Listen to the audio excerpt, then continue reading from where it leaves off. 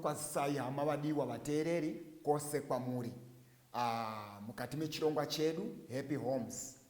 Chirongwa ichi munogona kuchiwana, munogona kutibata pa YouTube RHI Media pa YouTube kana pa Facebook munogona kutiwana. Chidiso neshuviro yekuparidzwa kwevhangeri panguva iyi ndechekuti mukati memazuva edu ekurarama takamirira kuuya kwaJesu. Mukati medzimba umu, mukati memisha, mukati medzimhuri pagova nevanhu vane mufaro. Tirege kungorarama upenyu huya hwekuti ndakangomirira zuva rekufa kwangu ndopandichapedza nazvo. Now rinogona kunonoka zuva racho kuuya, uchitoshamisika kuti unenge uri kutodaidzwa kune vamwe vatofa pawaifunga kuti vari nani mukurarama kwavo vachitofa, iwe uriko uri mumwoto wako. Saka kuverengwa kweshoko raMwari ndo patinowana solution yezvinotarisirwa naMwari mukati medzimhuri.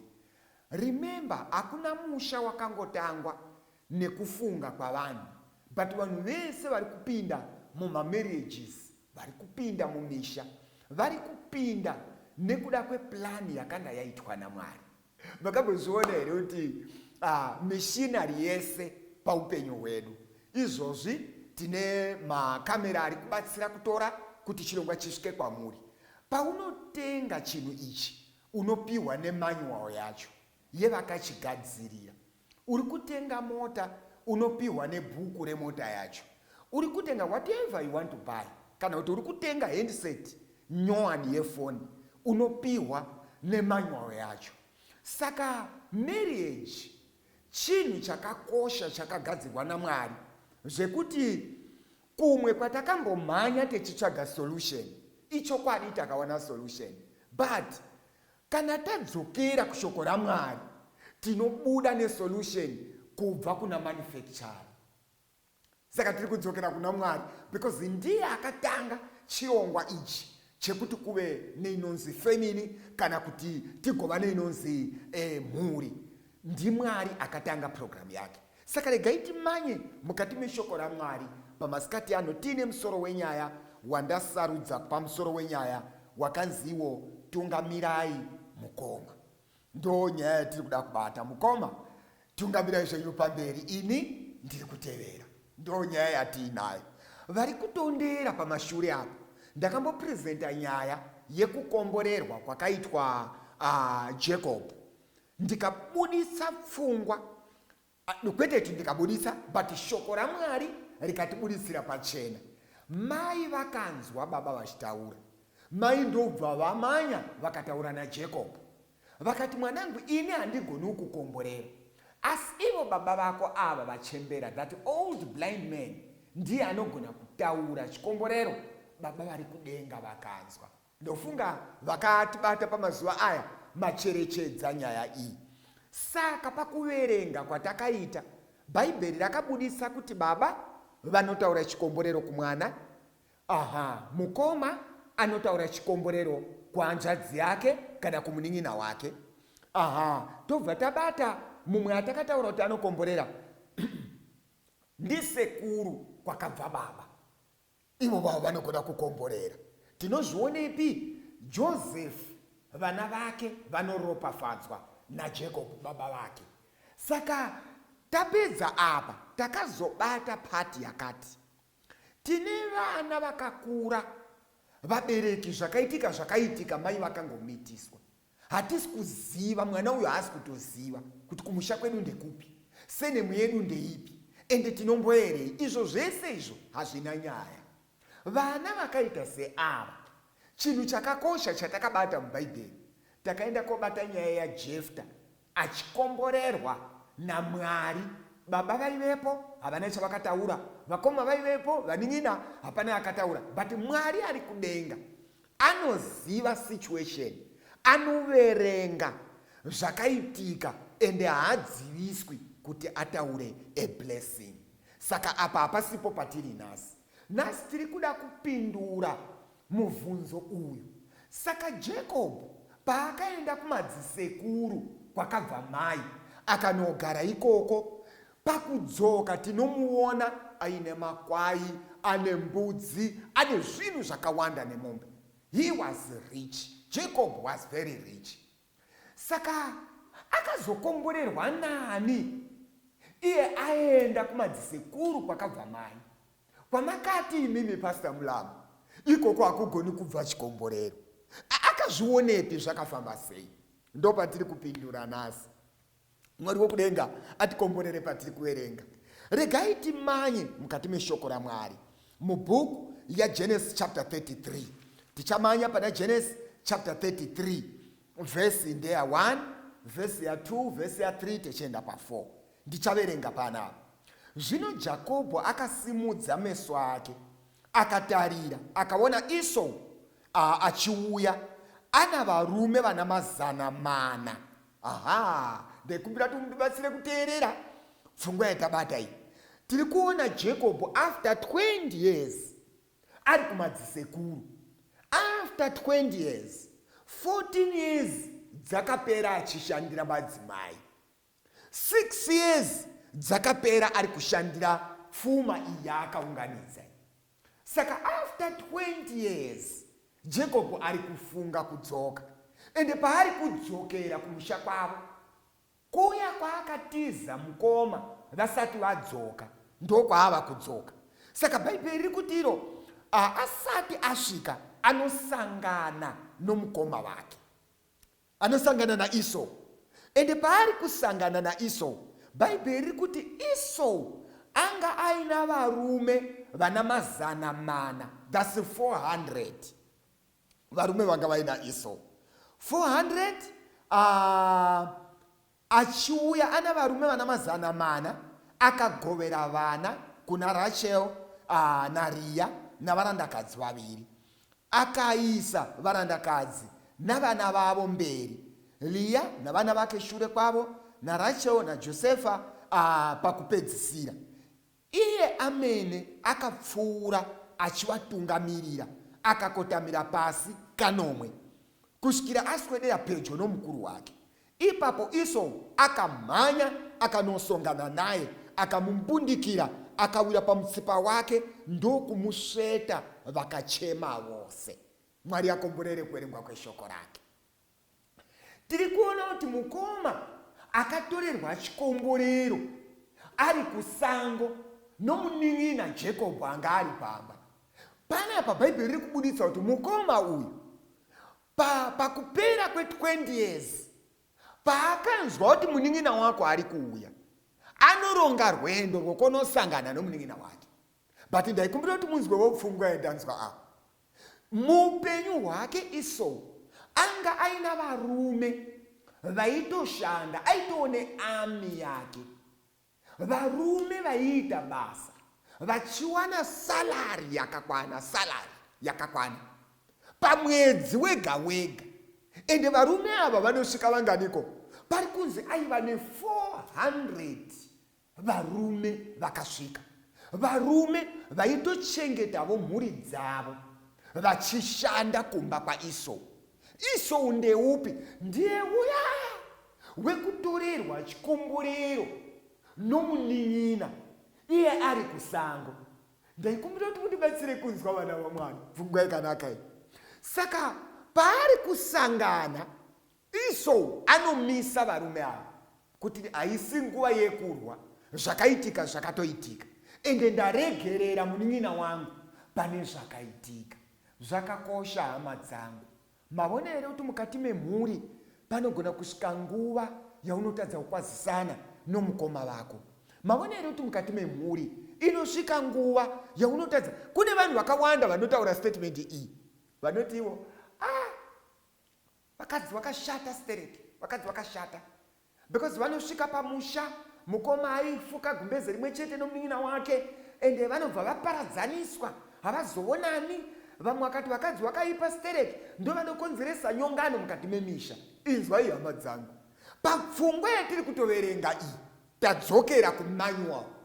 Mavonere kuti manual yatiri kuverenga inova shoko raMwari iri kutotitondedza kuti maconflicts anogona kutovepo pasitomborina mudzimai waJacob pasina mudzimai waEsau.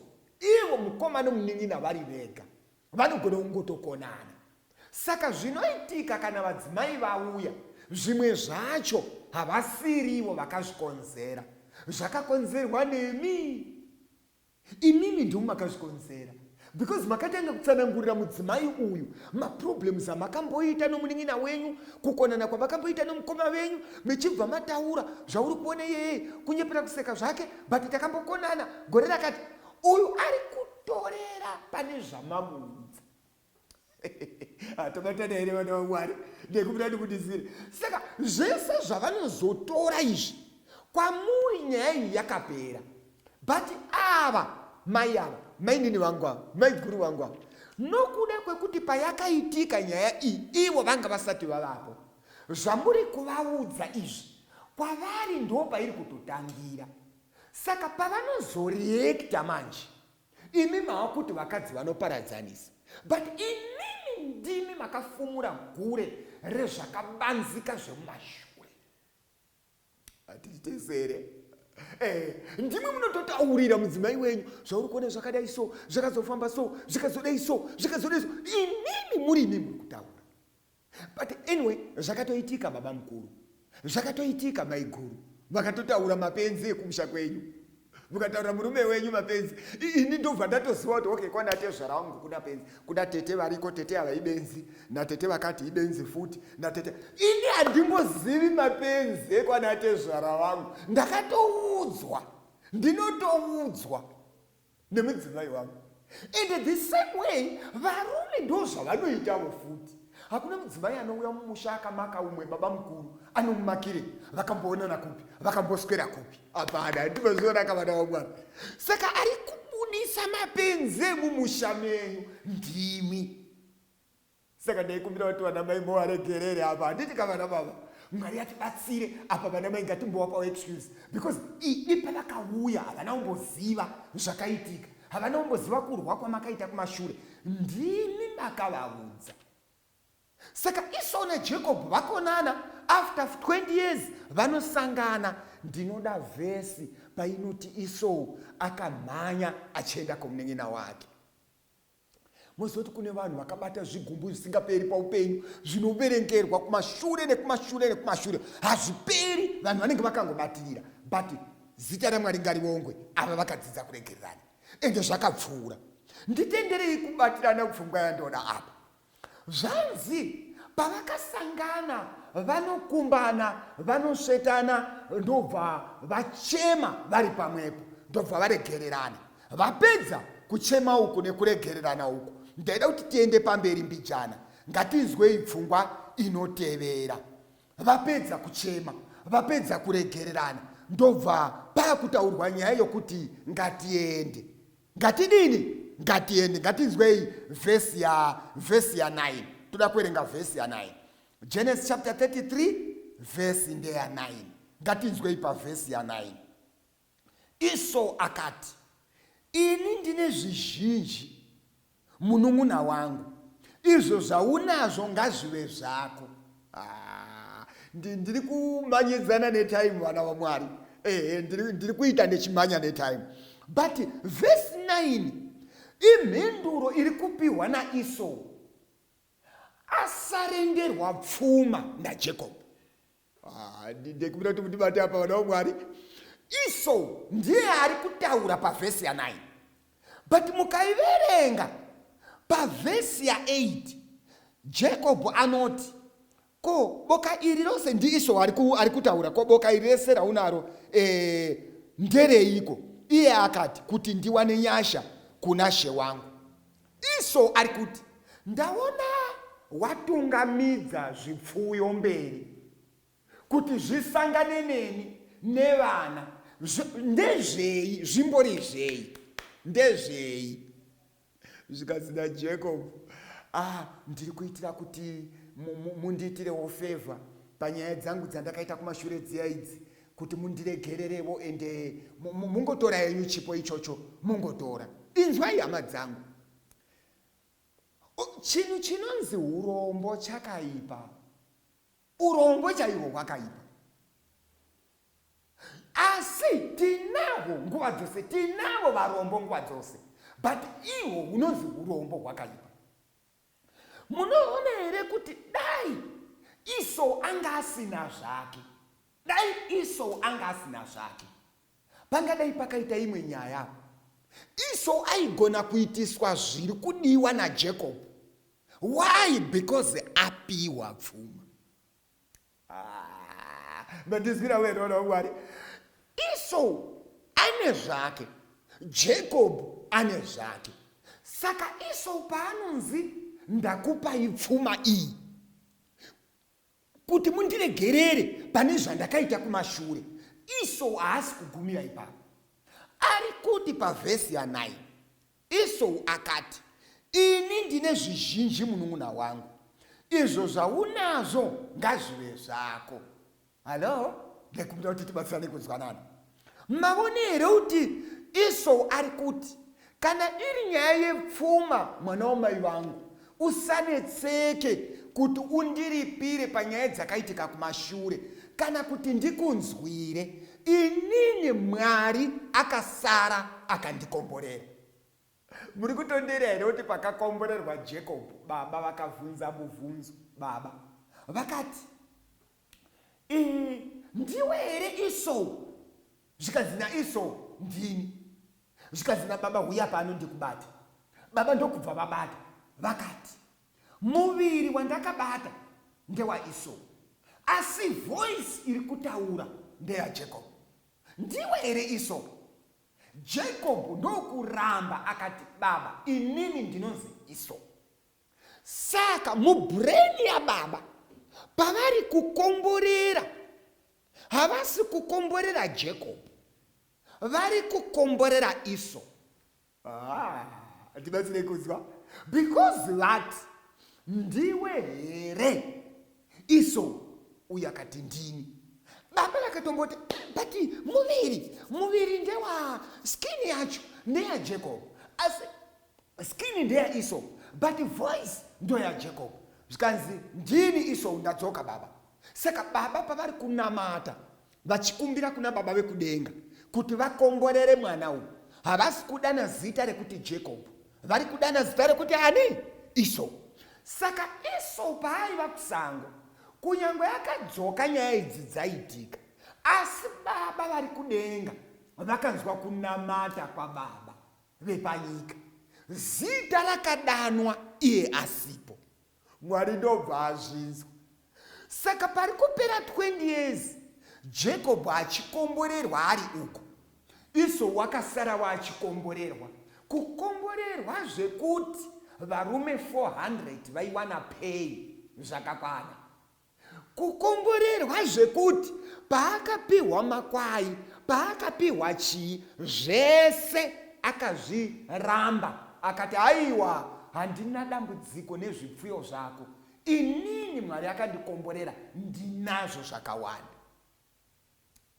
Mazuva here kuti mukati medzimhuri mune madhirama anoitika somumhuri.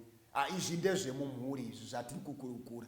Muzive kuti kune zvinhu zvakawanda zvinoitika mumhuri. Kana murume akafunga mukadzi wechipiri, ndibatei apo.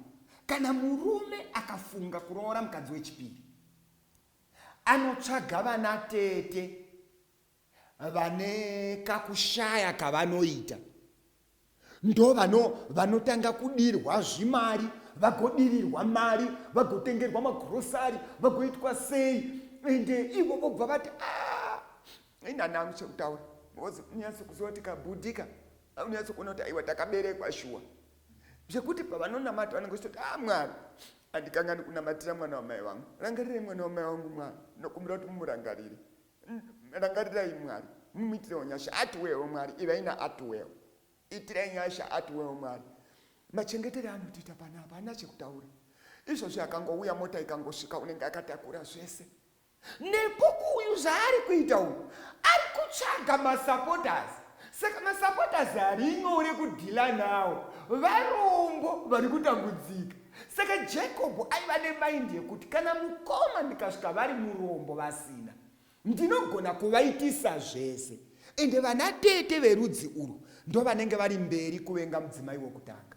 Because iye paanongosvika kutaura kuti zvandiri kuitirwa kumba kwana tete, muroora wenyu ari kubva andidai, muroora wenyu ari kubva andidai, saka ini ndakutofunga kuti dai zvaita. Ende asati ataura kuti ndode kuroora mukadzi wechipiri, unotonzwa tete wacho vari mberi, ungoti maita munhu wekuchechi bhudhi, ungoti maitawo kuchechi, ati kutaura chokwadi chaicho hanzvadzi. Unosvika rini uri mumwoto wakadaro? Unosvika rini uri mumwoto wakadaro? Mwoto uyu hanzvadzi, mwoto mwana wamai vangu, mwoto uri mumwoto. Dai Mwari akubatsira nerudo rwaunarwo so. Ende ivava ndo vanotanga kupomera mhosva kuna mai guru, because vari kubenefita pane zvavari kuwana. Saka chinzwai nyaya yedu. Nyaya yedu manje yakuti nongedzera kuti Jacob plani yake nezvaaingada kuita kana awana mukoma Esau vari murombo yatowira pasi, because Esau ari kuti inini ndinazvo zvizhinji. Saka Mwari akamuitira zvakanaka. Rambai makabata.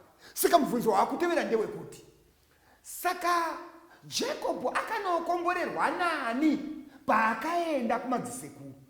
Because paakaenda aingova netsvimbo chete.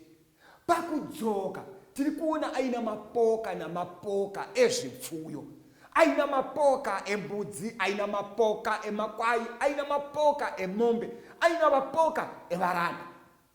Akazvionepi iko kumadzisekuru kwakabva mai vasingagoni kutaura eblessing? Rabvai makabata vana vaMwari, tinzwe kubva mukati meshoko raMwari.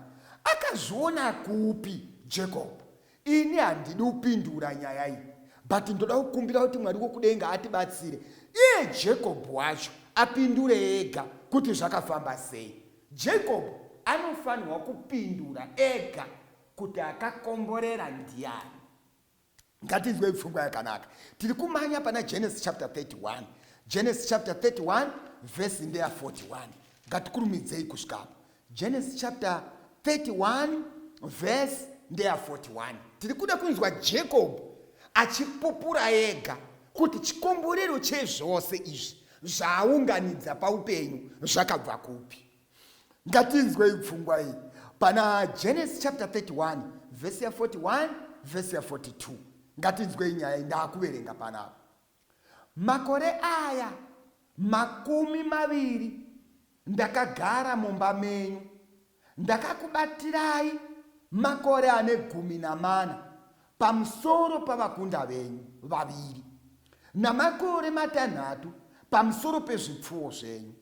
Makashandura mubayiro wangu ka10. Muri kunzwa vari vana vaMwari? Ari kutaura ndiJacob now. Ndiye ari kutaura kuti ndakakubatirai for 20 years. And the 20 years idzi dzakapera mashandura zvandaifanirwa kuva zviri zvangu, zvaifanirwa kunge zviri zvangu. Makazvishandura kakawanda, asi ndakaramba ndakanyarara. Verse ya 42.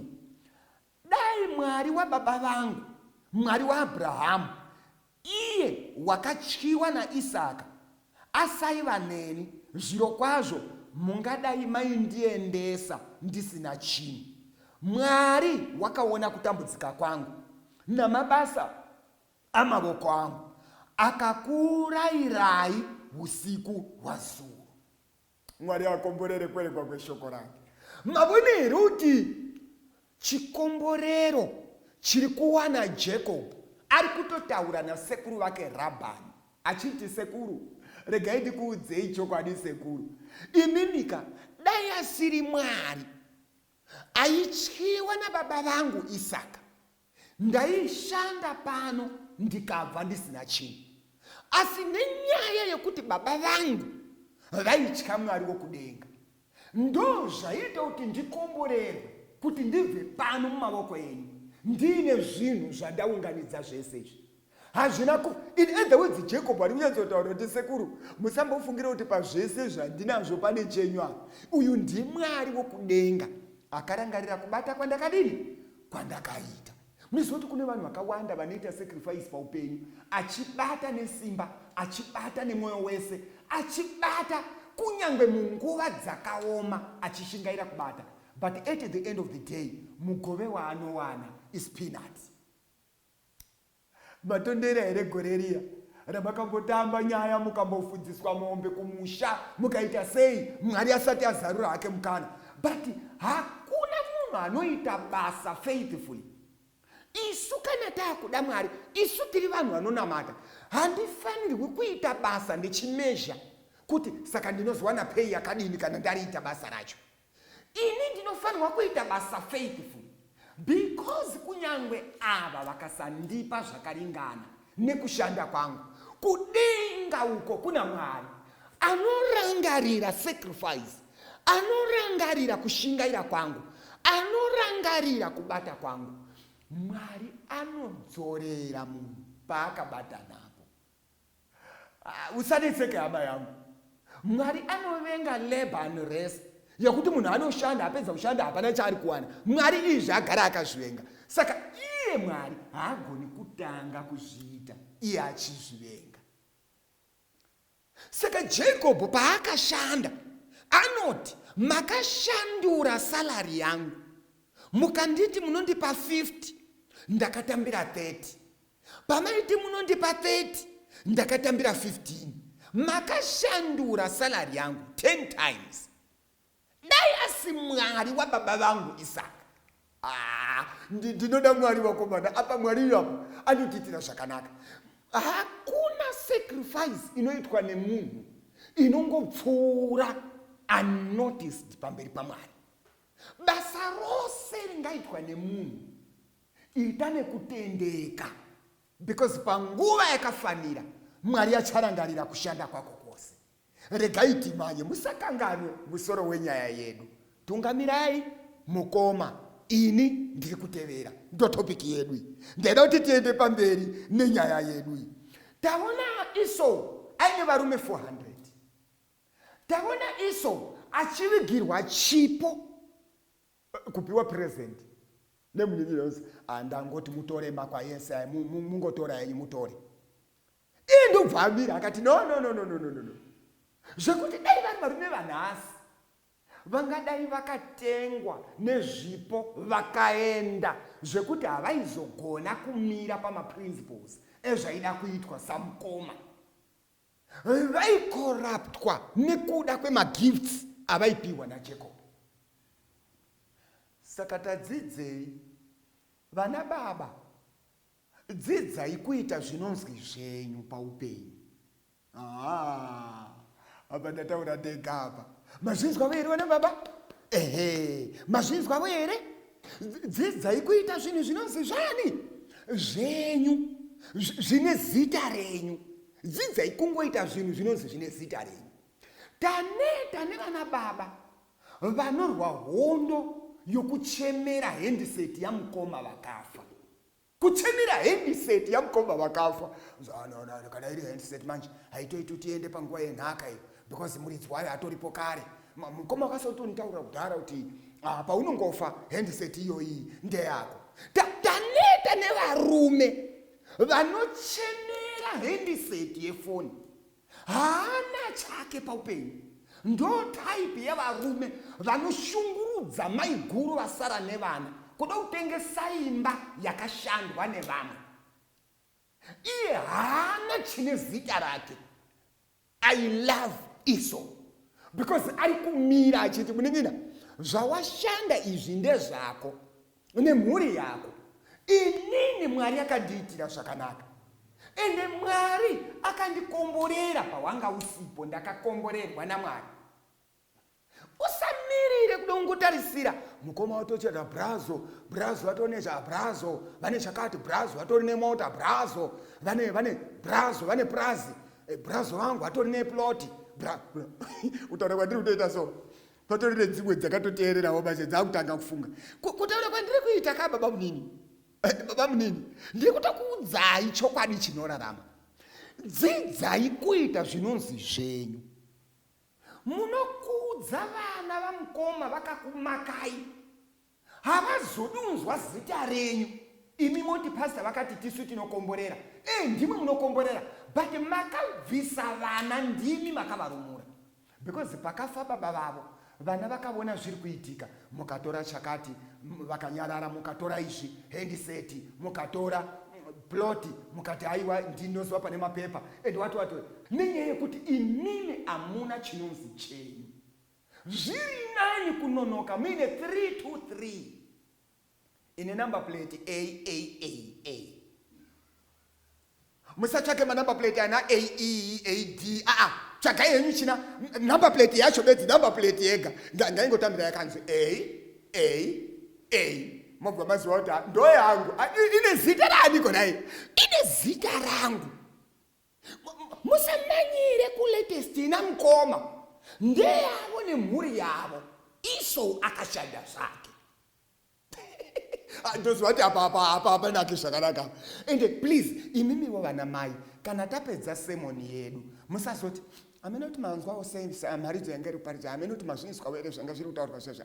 Siyana inayo vazvinzwa ndatotaura kunoku vazvinzwa. Ita zvinonzi zvako paupenyu. Regaiti vanye pamberi pijana ndipedzise pfungwa yakanaka iyi. Musakanganwe musoro wenyaya unoti tungamira yani? Tungamirai mukoma ndiri kutevera. Regai tinzwe manje vhesi ya13. Genesis chapter 33 vhesi ndeya 13. Toda kunzwa pa vhesi ya13. Ngatinzwe pa vhesi ya13. Vhesi ya13 ndinoida kwazvo. Regai tibate vhesi ya13. Iri kuti panapa. Iye akati kwaari, Ishe wangu unoziva kuti vhesi ya12 akati ngatipfuurirei hedu parwendo rwedu. Tiende. Ini ndichakutungamirira. Mandizwira here ndiiso. Apedza zvepfuma zvese zvapera zvakutaura kuti baba mini ngatichende. Ini ndinokuita sei? Ndinokutungamirirai. Inini muri kutotevera ini ndiri mberi. Ngatizwei manje mhinduro iri kupiwa naJacob. Iye akati kwaari pavhesi ya13, Ishe wangu unoziva kuti vana vachiri vaduku. Uye kuti makwai neng'ombe zvandinazvo zviri kuyamwisa. Kana vakazvitinhisa zuva rimwe, zvipfuwo zvose zvinofa. Apa ndataura ndega, asi ndo pari kuperera pfungwa yandoda kubata. Tungamirai mukoma, ini ndiri kutevera. Vhesi ya14, Ishe wangu ngapinde hake mberi pomuranda wake, ini ndichanyatsozvisesedza sezvazvinogona kufamba. Amuna kuzwawo zvandanzwa vana vaMwari. Mavone here kuti mukati mepfungwa iyi chiri kubudiswa panapa nemukomana anonzi Jacob ari kuti, mukoma, imi mune varume 400 ende pesi yekufamba kwevarume ava ndikaitevedza. Ini ndine makwai, ndine mbudzi, ndine mombe zviri kuyamwisa. Ndikatevedza pesi yekufamba kwenyu. Kutaura chokwadi, zvipfuyo zvinofa nezuva rimwe. Saka mukoma tungamirai. Inini ndozodini hangu? Ndozotevera. Zita raMwari ngarikudzwe. Ndinoda mhinduro iri kupiwa naJacob. Muupenyu hama yangu, haugoni kufamba naEsau ane varume 400. Iwewe uine vana nembudzi namakwai zviri kuyama. Usamanyidzane naEsau. Hauna kwaunosvika hama yangu. Because Esau ane 400 varume vakamujeka. Regai ndidzoke ku present situation nhasi muno muZimbabwe. Munhu anonzi teacher pamazuva ano aya anogona kutoverengwa mumhuri dzakakwirira vachitorongana. Vamwe vana mukoma vari kuNew Zealand, umwe mukwasha akaroora hanzvadzi yaticha iri kuCanada, vachitobatana pafoni kuti ngatirongei vana vaMwari tione kukandirawo mukoma vari kumusha kuZimbabwe kondi ticha munongozivawo nhamo yavainayo. Ngatirongei tipotete chiwangu watiwo tikavatiwo ka100 US pamwedzi. Apa hapana zviswa. Mukwasha ari kuCanada nemukoma ari kuNew Zealand vari kubatana mumhepo kuronga kubatsira ticha ari kuZimbabwe, because vari kuti ticha uyu ari kudini konai, ari kutambudzika. Pozoita umwe ticha ari pachikoro chimwe chete chiri kudzidzisa ari kuda rubatsiro. ari kuda kubatsirwawo. Poita umwe ticha aripo ipapo, ana ambuya vari kuda kutotariswa naTezvara, vakatomira kuti tine mukwasha wedu ticha. Kumba kwaanozvarwa kuna baba namai variko, vari kutotariswa kuti mwedzi waticha uya wadini wapera. Ane vana hanzvadzi yakafa. Vana ava vanofanira kuenda kuchikoro vachiendeswa naticha iyeyu. Ndiye futi ane polisi yaTezvara naambuya nepolisi yamai vake nababa vake. Nyaradzo iri kutoti tiri kuda mari dzedu dzakakwana pamwedzi waticha iyeyu. Baba namai vari kuti zvawapera mwedzi, zvimwe tichachionawo Francis akuuya neshuka pano, ngatingomirira zvimwe Francis uchauya. Ticha uyu pachikoro paari kuticha ndo pane ari kurongerwa donation kuti timubatsire nekuti murombo. Inzwai pfungwa iyi vana vaMwari. Maonero kuti vari tu vadzidzisi ava, kana pakaita asina njere neakaroora mudzimai asingafungi zvakanaka, munotadzisa zvinhu zvakawanda kufamba, muri kumanyidzana naIsou. Isou ndeupi? Ndeuyo ane vamwe vanotomubatsira pakupera kwemwedzi, vachimubatsira nekamari kanobatika. Because kwaari i400 ivavo vari kumashure kwake ndo 400 yake varume vakatrena. Iwewe une makwai nembudzi dziri kuyamwisa zvakanangana newe zvakawanda, saka unogona kushamisika ticha achikutengera Honda Fit brand new zvitotaura kuti ndakatomanya paweekend apa konoitora papota yakabva Dar es Salaam, ndo kwayakaurira. Iwe unetseka kuti but ari kubhajeta sei, isu tiri kutambira semusalari. Hama yangu, panodiwa varume nevana mai vanoti aiwa zviri mumashure medu zvakasiyana. Ndini ndinofanirwa kuona kuti vanwa tii kumba, ndini ndinofanirwa kuona kuti vaenda kuchigayo, ndini ndinofanirwa kuona kuti warwara arapiswa, ndini ndine mamedical aid evari kumusha. Usamanyidzane neane mamonya mumashure. Zvakafanira kuti iwe uri kudhiraivha kasani kabhokisi kaya woona munhu ari kukupfuura boom neML Benz, iwe kwakumanikidza kasani kaya kagoshamba kakobuda chutsi kakwaita sei kukamanikidza. Handidi mota pamberi pangu, handidi mota pamberi pangu. Hama yangu, unozodemba kuti dai ndakaziva ndakamaintaina pesi, ndakachengeta kasani kangu, kaindipushira mamwe mazuva. Tungamirai mukoma, inini ndiri kutevera. Izwai kwekupedzesera kwenyaya iyi. Regai tiende pairi kuperera. Pairi kuperera, iri kupera tiri pana bhuku yaVakorinde vekutanga. 1 Corinthians chapter 15 verse ya 19. Vakorinde vekutanga chapter 15 verse ya 19. Regai tisvike tipaverenge. Chapter 15 verse ya 19 inoti: kana tine tariro kuna Kristu paupenyu hubedzi, tinonzwisa urombo kukunda vanhu vose. If our hope in Christ is for this life only, then we are miserable. Kana tariro yedu pachinamato ingori nechekuita nezveupenyu huno hubedzi, tinonzwisa urombo kudarika vanhu vangadi kuhama dzangu, kudarika vanhu vose. Tibatsirei kuzwa. Vhesi haisi kuti musaite tariro zvepaupenyu uhu, but iri kuti kana tariro yedu yekunamata Mwari ine chekuita nezveupenyu huno uhu bedzi, kungonamatira zvine chekuita neupenyu huno bedzi, hama dzangu, tinonzwisa urombo kudarika vanhu vangadiko, kudarika vanhu vose. Saka last verse ndozodzoka ndopa conclusion yepfungwa idzi. Last verse tiri kumanya pana Revelation chapter 14 verse ndeya 13, verse yekupedzesera. Tiri kubata nyaya yekukomborerwa kwevanhu kana kusakomborereka sekufunga kwedu.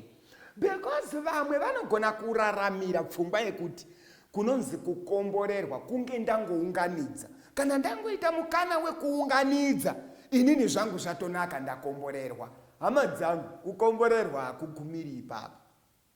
Kuunganidza kwakanaka kana Mwari achitungamirira, kana Mwari achizviita because iwewe unoita zvakanaka kuvabereki vako.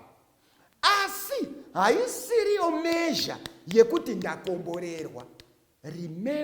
Remember, Kaini akaunganidza pfuma, akavaka guta rikadudzwa zita remwana wake, but anga aine ropa because anga auraya munin'ina wake Abel. Asina kutendeuka, Kaini akavaka guta. Saka usavaraidzwe nekuunganidza zvinhu paupenyu. Kana kuona vari kuunganidza wobva wafunga kuti ndokunonzi kukomborerwa. Vamwe vacho vakazviunganidza but hakuna blessing yaMwari. Chinzwa chikomborero, tomboti warwisa, waita best yako zvaramba, waita your best zvaramba. Bata shoko iri hama yangu, Revelation chapter 14 verse 13. Inzwa izvo yoita. Ipapo ndakanzwa inzwi richibva kudenga richiti, nyora uti vakafa vanofira munashe vakaropafadzwa kubva zvino, hongu ndizvo zvinotaura Mweya, kuti vazorore pakubata kwavo kukuru, nokuti mabasa avo anovatevera. Mwari akomborere kuverengwa kweshoko rake. Unogona kushingaira ukaita zvose nekururama, pamwe diablos anogona kubloka maavenues ese. Mwari otendera hake mukufadzwa kwake, achida kungogadzirira karekta inoponeseka. Pamwe pacho Mwari akatotarisa akaona hake kuti mukana uripo ndogona kumitira zvese, but the fact yokuti uyu akawana izvi unoramba mukadzi, Mwari anogona kutozvimisa kuti umbovavo wetsoka kuti marriage ichengeteke. Izvo zvinhu dzakutanga kufunga vashe. Mwari anogona kutombozvimisa zvake. Uchiita your best, wabata apa, waronga plani yabuda, wazoronga so, watoona zvakutofamba, ndatotenga kombi, ende kombi yakutorana, painongorana mazuva 2-3, hakuna kombi, yasungwa, watevera, yakutonze chipe mapepa, pane era iripo, pamapepa, pauri kuda kufambira, vamwe votokutoroti. Shamarika, ndambo zvitrials, nopedza mari ndizvo. Saka the best way, kutengesa, ngoitengesa zvitopera. Iwo unetse kuti zviri kurambira papi. Shuwa unogona kusawana anza. Ende handisi kuti vese vakaita izvo zvikaramba inyaya yeweakness yaionekwa naMwari kumberi. Pamwe pacho diablos anogona kutombomira. But blessing yakakura of all the blessings, whether zvaitwa kana kuti hauna kuzviwana paupenyu huno, but blessing yakakura kudzidza kuita ukama naKristu Jesu. Tiri tesere muteereri, vakaropafadzwa, vanofa, vanofira munashe, kubva zvino ndozvinoreva Mweya, kuti vazorore pakubata kwavo, nokuti Mwari akaseta mubayiro weupenyu usingaperi. Zvikanaka zvanhasi, Mwari akakukomborera nematerial. Usararamire material as if upenyu usingaperi. Usararamire zvinhu sokuti ndo upenyu usingaperi.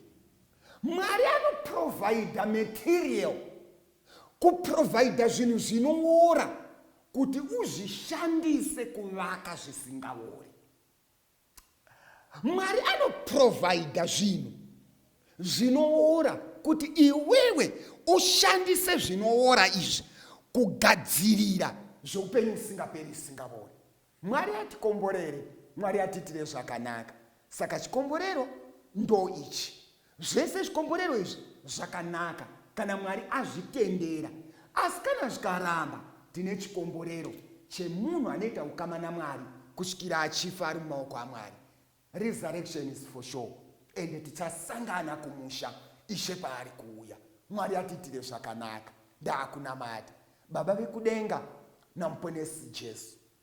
Kunamata kuno kumwari kune zvinhu zvakawanda zvaitika mukati medzimhuri. Kune vakavengana zvekuti vanosema kudzokororana. Mwari, dzoredzeraiwo misha iyi muukama hwakanaka.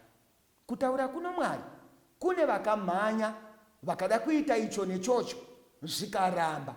Mwari wangu, kana ari dhiabhurosi akamira kudzivirira vana venyu kuti varege kuwanavo zvakanaka paupenyu huno, ndaikumbiravo nenyasha, muzarure masiwo, vana venyu vagofarawo pamazuva mashoma atiri kurarama takamirira kuuya kwenyu. Kunamata kuno Mwari, kune mumwe ari kungoraramira misodzi, haazivi zviri kuitika, paanotsvaga ari kushaya kuti oita sei.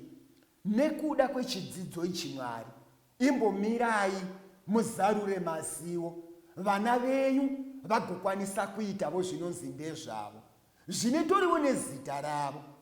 Vane zita ravo pabirth certificate, vakamirira zita ravo padeath certificate. Zita ravo riri kuEconet, nokuti ndo kwavakatengera laini refoni. Hapana chimwe chinotaura zita ravo kunze kwenzvimbo nhatu idzi. Mwari, kukumbira kwangu kuti mumbovazarurirawo zvimwe paupenyu takamirira kuuya kwenyu. Kana zvikakona, imi michiona kuti zvingakanganisa ukama nemi, tisimbisei patariro yokuuya kwenyu, tigoponeswa pamunouya. Muzita raJesu, amen.